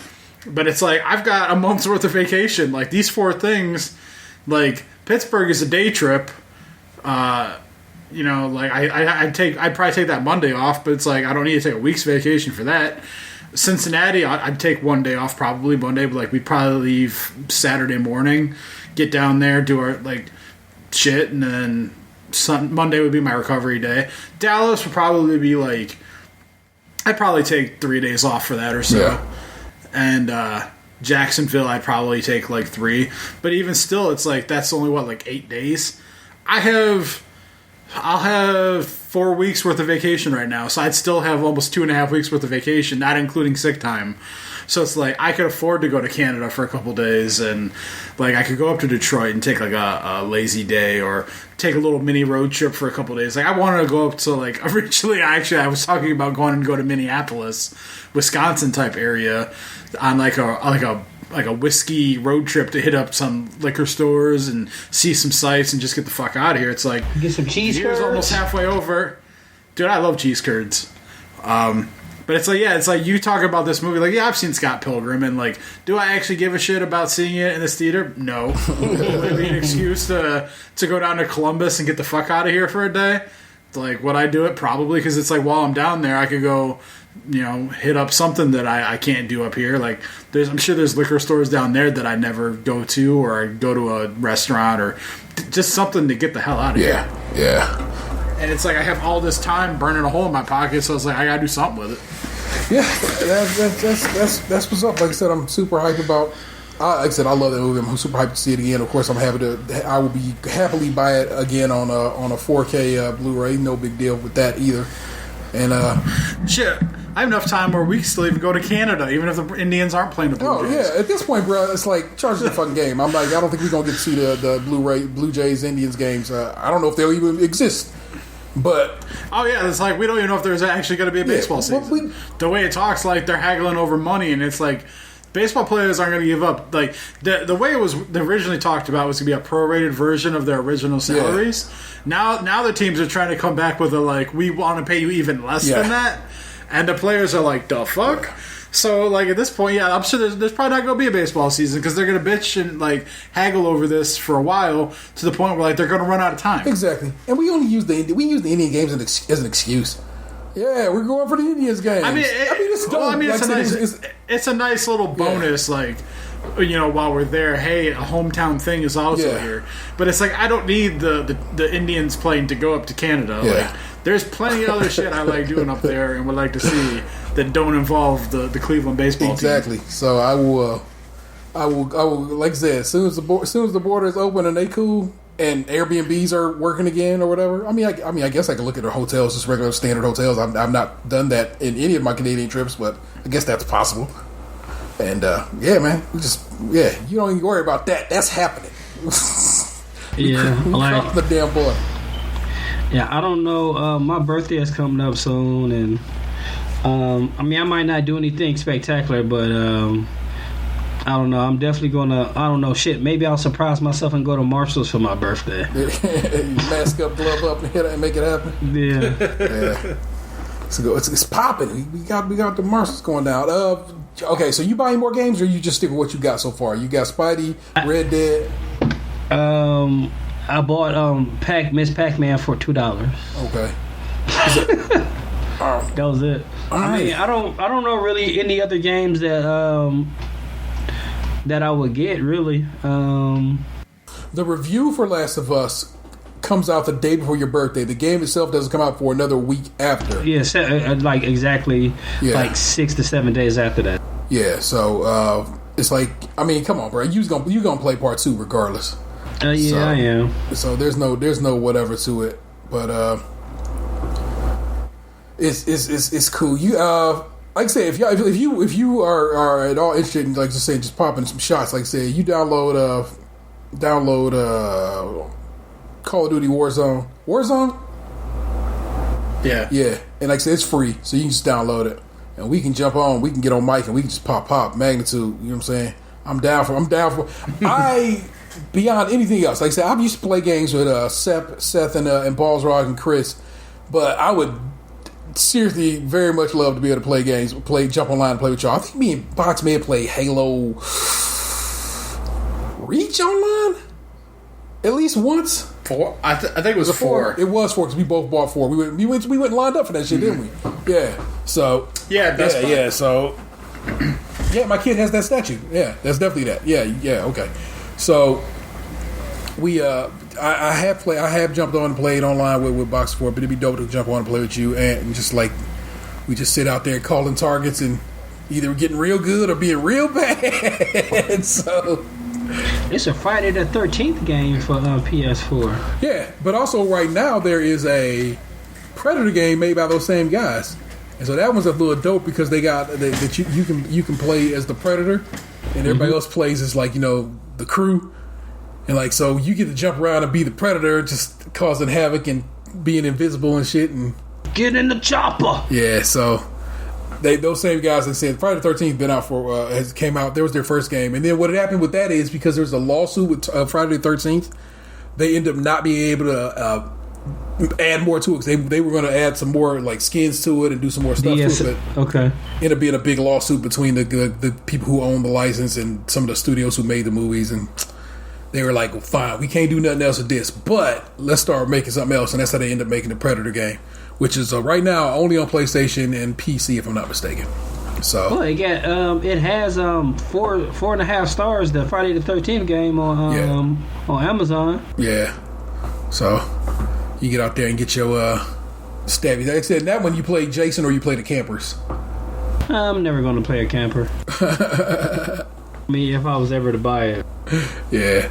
So and that one you try to. So as a camper, you guys try to gather what you need for either a boat or a car, and get all that stuff to the boat or the car, and get the car or boat started before Jason show up on the scene and start murking y'all out. So it's an interesting concept, and it's like I said, it's asymmetric gameplay. You know what I'm saying? Like 4 of y'all are campers and 1 of y'all is Jason. So I think it's kind of it's an interesting play style. So. That's what's big one. I started Red Dead this week. I'm way early in the game, and right now it's just kind of like ho hum. I didn't. It didn't catch me like the other ones did. I've been playing that game for a very long, since it was Red Dead Redemption. So yeah. Well, I like that John Marsden is a character in this game, in this one. The guy, the star of the game before this one. So I like that is he's in there. I'm like, cool. So this is a prequel and blah blah blah. We working that out. So that's kind of cool. And I've read a lot of places they said it don't get going for like at least a couple of hours into it, and so I'm like, all right, I will be patient and play a little more and see if it gets its hooks in me, because right now I got it for not for free, but I got it on Game Pass, and which is Microsoft service, so it's I didn't have to buy it or anything. You play it until you get tired of it, pretty much. Well, so Game Pass games they rotate in games and into the service, and you just download them and play them, and some stuff rotates in, some stuff rotates out. Like they have Grand Theft Auto 5 on there, and it rotated out when they brought Red Dead on there, so it's just games that rotate in and out on. It's a good service. It's like $10 a month, but I don't pay for it by monthly because they always have deals going where like if you pay $1, you can upgrade your current gold subscription to Game Pass Ultimate. So I did that for me, for Xander, and for Lily when she got her Xbox. So we all got, $1 Ultimate Game Pass. So mine expires October of this year.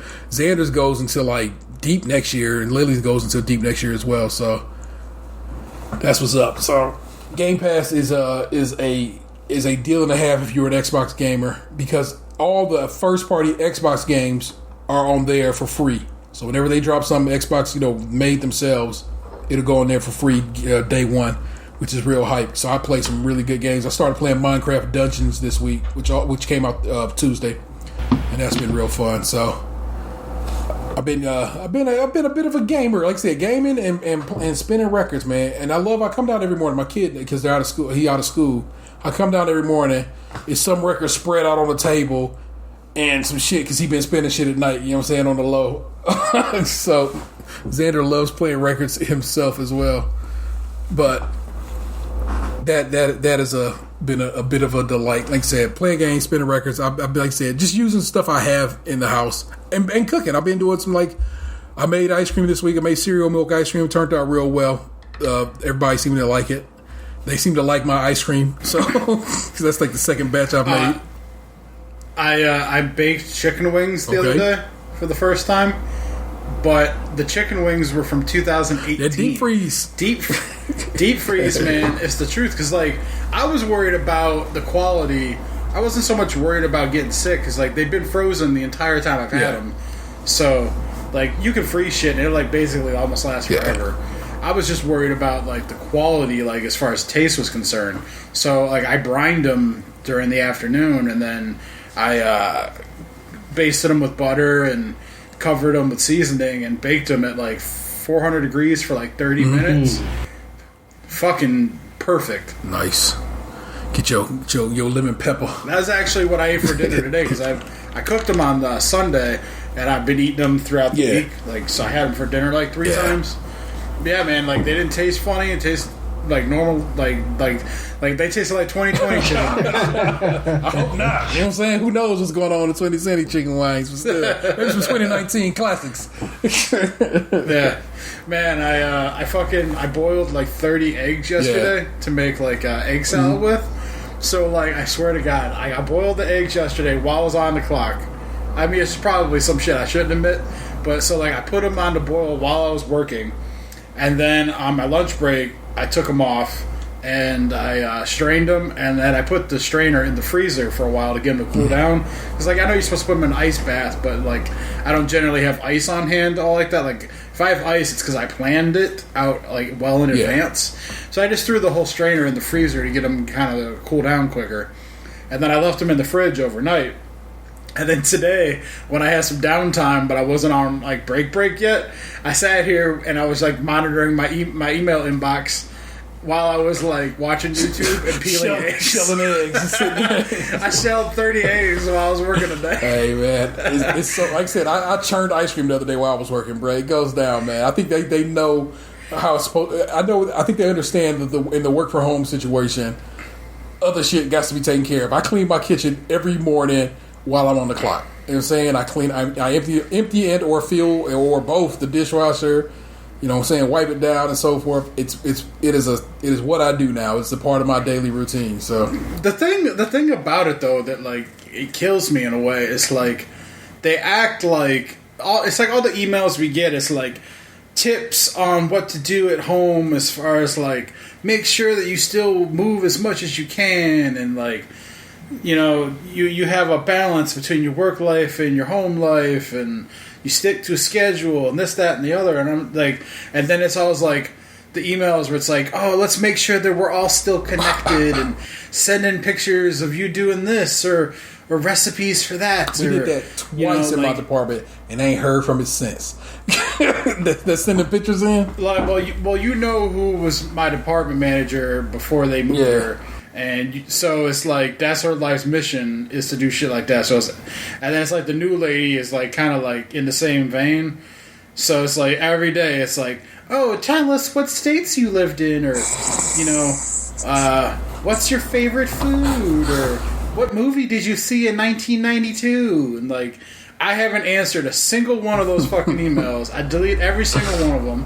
I decline every meeting invitation on like, oh, let's go get on the phone for 15 minutes together and breathe and just relax. Like, how about you all just accept the fact that I'm not unhappy? I thoroughly enjoy working from home. I have absolutely no desire to go back. And I don't need this, like, it'll be okay, we'll get through it together. There ain't no getting through nothing. I'm cool. It's all y'all that seem to have the issue. Like, I'm getting through just fine. Yeah, I've gotten in this situation what I've always dreamed of. It's funny because, like, I'm on a new team. Like, I got shifted from my old manager to my new guy the other day, and we had a team meeting yesterday. The whole thing lasted like 8 minutes, but it's like we haven't really talked about anything with this dude because, like, he's a first-time manager, just came back from maternity leave, and it's like we're on the call, and he's like talking about how, like, he's just relaying updates that he got from his team huddle, really. And he's like, yeah, they don't know when we're going back, and, like, it's not going to be everyone at once, and yada, yada, yada. And he's like, you know, just so I know, like, who here, like, is actually, like, what is everyone's thoughts on working from home, like, on the call?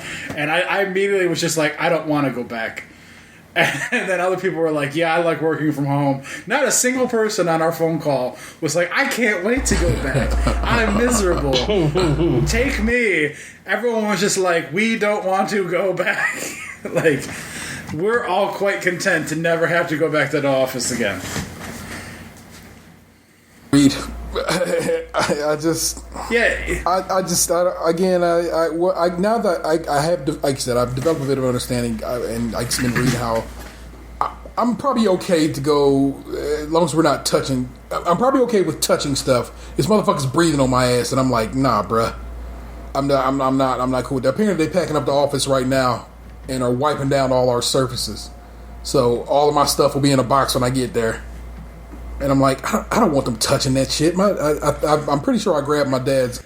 Honestly, I plan to bring my shit home anyway. I'm at the point now where, like, I'm kind of wanting a clean desk environment when I go back, like, as far as, like, personal belongings. Because at least that way, too, if I ever have to make a quick escape, I don't have to worry about, like, leaving shit behind. Because it's like, some of that stuff, if I never had it again, would I be okay? Yeah. Like, there is some stuff on my desk that I actually don't give a shit about. But there are a few things that, like, I'd probably like to have. But, like, I'm just at the point now with work where it's like, I don't need a desk full of stuff anymore. Like, I'd rather just make it seem almost like I don't come there. Like, when I go back, like, honestly, yeah, that's really what I want. I go there, I do what I gotta do, and then I leave. Like, I've been declining all their offers for OT. They asked us today if we wanted to work this weekend, and I told them no. They tried to get me to work on the holiday last week, and last Saturday I told them no. I'm at the point where, like, I'm tired of giving up all my extra time to make sure that, like, all their extra work gets done. And, like, the fact that, like, my costs have gone down on a personal level at the moment because, like, we're not really traveling. Like, when I went out today, the second time last month I've gone out of the house to go to the post office today in the grocery store for one thing. I looked at my gas gauge in my car. I'm still above 3/4 of a tank. I haven't gotten gas in 2.5 months. Like, obviously, like, when the world would open up, that would change a little bit, because, like, I would go out of the house to, like, the gym and stuff, but, like, all that shit's kind of in proximity to my house. So it's like, I still wouldn't be burning gas at, like, an accelerated rate. Like, you know, we've got these bonuses coming, these, like, you know, please don't leave us bonuses. Basically, like, the amount of money I would get from working OT for a year, they're just going to hand it to me as a please don't leave us bonus. So it's like, what's my real incentive to work OT if you're just going to give it to me and I don't have to work? You know? And, like, I don't know, man. It's like, you work so much OT, like, I was kind of over it. Like, I think at this point, like, rather than feeling like I only work, like, I worked so many goddamn Saturdays in a row. I really felt like I worked 6 days a week, and that was just my normal schedule. And it's like, I get up on a Saturday, I sleep in for like an extra hour, then I would have to shower and go downtown, work for 3 to 4 hours, and then it's like, at that point, I'm like, it's like 1, 2 o'clock in the afternoon, I do a little bit of shit, and then the day's over. I have that, like, I have to go back to work soon feeling in the evening. Sunday comes and it's like I'm meal prepping for the week, taking the trash out, watching a little bit of TV, maybe go somewhere. And then it's like I have to be home and in bed for the evening because then I got to turn around and go right back to work on Monday. And that was my life for months on end. And it's like I'm just tired of it. The extra money sounds nice and it's great and all. But it's like I'm at the point now where like my personal happiness outside of my job is worth more to me than a couple extra bucks that, like, at this point in time, like, I know it sounds shitty to say it because of some people's situations, but I'm actually okay and I don't need it. I could use it in that, like, I could use it for vacation trips or, like, maybe pay off my mortgage a little bit faster, but, like, do I need it to survive? No. Yeah, I again, we've talked about this before. I just,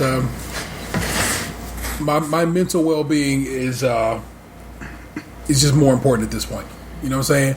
I've been locked in not literally. I've been cooped up in the crib for, you know what I'm saying, since what, March, and we going into June as we record this, and it's just like, look, man, I'm some days I'll be on the edge of whatever. So, man, if I can be cool by just working a normal set of hours and coming and going as I need to, and washing my kitchen up while I'm saying the day gets started, I'm just gonna do that. I'm gonna take care of me. I'm gonna take care of my mental health, my mental well-being, and hopefully that makes me a better employee overall. You know what I'm saying? And that I'm doing my job as well as I am. And like I said, I seem to be doing just fine. So. Yeah, and like I get it. Everyone's situation's not the same. Like I know some people like want the money or they need the money or whatever, and like they're cool with doing all the OT. More power to them. I've done it for so long now that like I'm kind of over it.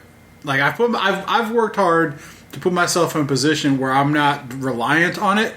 That if I do it, it's out of my own free will, and it's just because like I'm planning on using the extra money for something.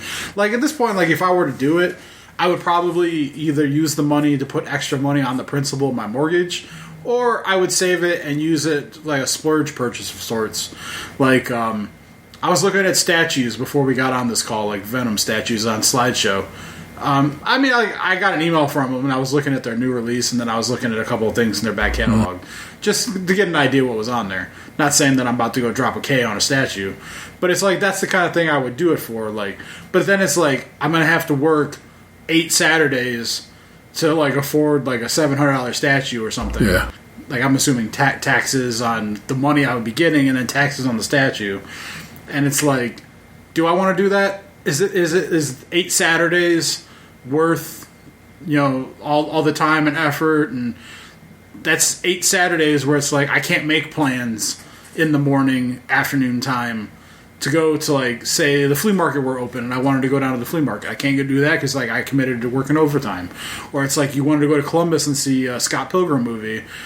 It's like, I can't do that then because, like, I've committed to working overtime. And it's not like I can get off work at 2 o'clock in the afternoon and then scoot down to a 4 o'clock showing in Columbus. Like, it's just not doable. So it's like I'm cutting into, like, the amount of things that I could conceivably plan by giving away this time. And I don't know, man, like at this point where I'm at right now, like maybe I'll regret the decision down the line. I don't know, but this is how I feel at the moment. And I'm cool with it. Like, I don't feel obligated to work it. I don't feel like I need to work it. And I'm just choosing not to right now. I'm glad to hear you are worrying a little bit about you, for what I'm saying, not for once, but right now. You know what I'm saying? I kind of dig the way they set up our overtime when we do work it. Like, it's working however you want to, whenever you want to. Yeah. Because, like, I would work from 6:30 to 3:30, and then I'll hop back on around either 8 or 9 o'clock and then work to 11 or 12. We had more free reign like that last year, but with the new people in charge, and then too many people were abusing it. Like, I know there were people who weren't allowed to work overtime this year. It seems like they may have come around on that a little bit just out of necessity.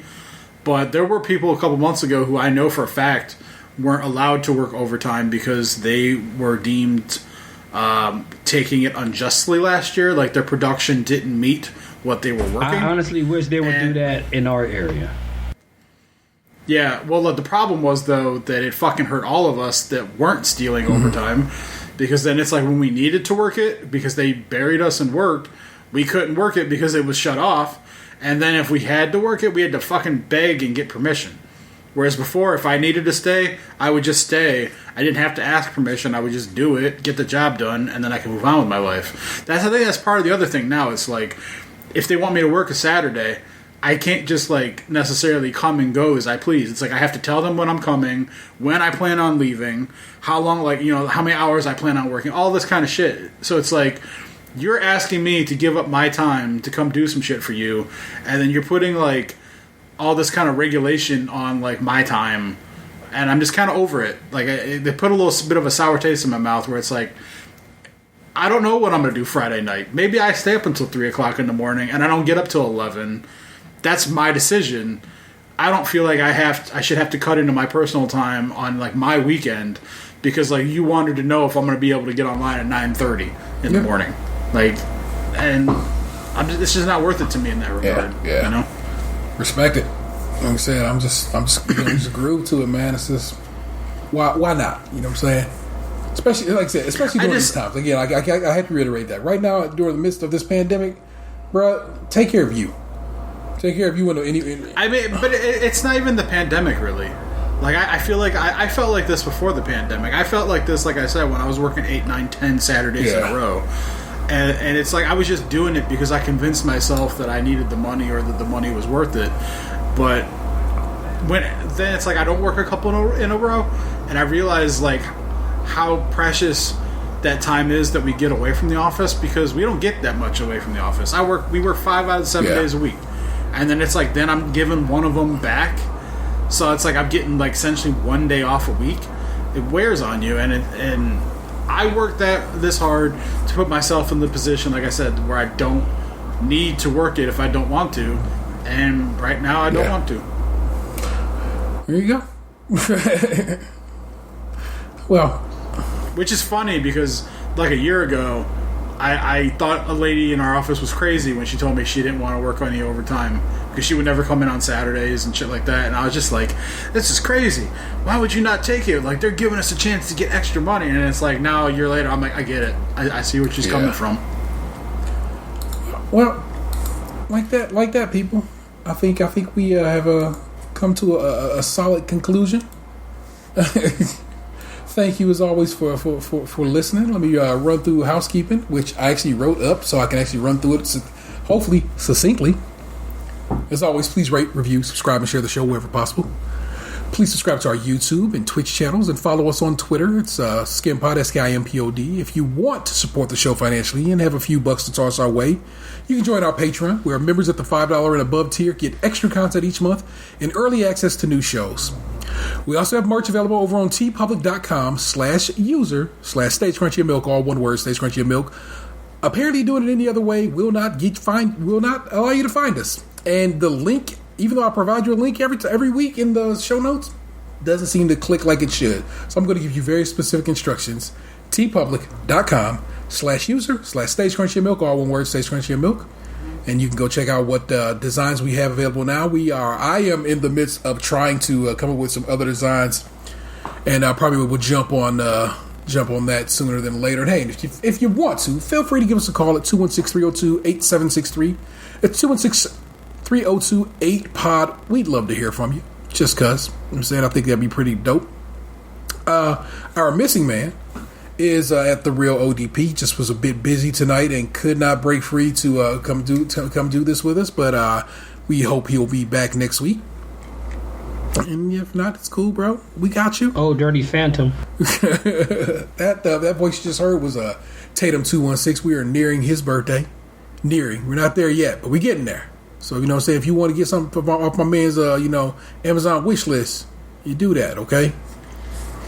Or subscribe to his OnlyFans. I was supposed to talk to you about that. I had messaged you about that earlier, but yeah. Well, man, I want to say, I'm pretty sure that I came up with that rating OnlyFans idea first. You know, like the guy that Anthony sent us the Instagram profile where he does the OnlyFans reviews on TikTok. Okay. I'm pretty sure that in a previous Skim episode before that dude started doing that shit, I think I mentioned something along the lines of Yelp for OnlyFans. I'm fairly certain I said it. Now I could be wrong because I'm not going to go back and fact check myself. Just time and time again, feel like it's something we need to take ourselves more seriously, and like when we think of stuff, we need to hop on it like right then and there. We'll probably be millionaires if we weren't procrastinators. It'd be so much shit. There's so many times where like lately I've been laying around watching TV, and like I'll be like, man, maybe I should come up with something to put on Patreon right now. And then I'm just like, but John Wick's on. Or like, oh, I got this other episode to get through. Like, I'm probably going to come out of this pandemic quarantine feeling like I could have done a little something more productive with my time, but it is what it is. We all right, you know what I'm saying? And I ain't tripping off it. That was Lunchbox 2099 you heard right there, you know what I'm saying, who was the inventor of OnlyFans reviews. Let no one tell you to the contrary. With that being said, though, that guy does a great job with his platform. There you go. He's hilarious. He's like Nick Cannon. It's kind of... It's like... what they say, like, you know, two people on Twitter make the same joke, but it's like that everyone thinks like one person plagiarized the other person. In reality, it was just two people with the same thought in different areas. The world's just a big place. That guy had a similar thought. He took the initiative, and I don't know shit about TikTok. Like, I've seen videos, but I don't know how to do TikTok. Yeah. So he took it upon himself. He made a platform, and more power to him. I hope he runs with it, and he has all the success. Hey, that's what's up. I was listening to a Kind of Funny podcast earlier today, and one of the subjects they brought up was about, hey, check that out. But they were discussing how they feel like OnlyFans in relation, I guess, to their relationship. Do they feel it's like a little too close to the person you're supporting? So it's not just like regular old porn. It's a layer too much closer to the person who makes it. And if it's a little weird how is that a problem? Normalized it is. Isn't it a little weird how like normalized it's becoming? As far as like, but it's because of that personal level that you're referring to. It's like, you know, the person, like a lot of the people that like I've like subscribed to or I've looked at, because I'm human. I've gone on a couple. Like, it's not like I'm shelling out hundreds of dollars, but if it's like some cosplayer that I followed for years is like, hey, I got an OnlyFans on sale for like $8 this month. Like, I might be willing to see, you know, what's behind that paywall. So it's like, it does become kind of weird where it's like, you feel like the internet has this odd way of making you feel connected to people you've never met in your life. And then it's like you're looking at them and you're seeing these like intimate photos. It's a little weird in that way. True, I guess. But at the same time, I'm just a dude who likes to see some titties. Just a nigga that loves titties. That's me, a nigga that loves to see titties. The internet's Taylor 713. You have just been podcast to know you loved it. Peace. Hey, what happened to you? You used to be beautiful.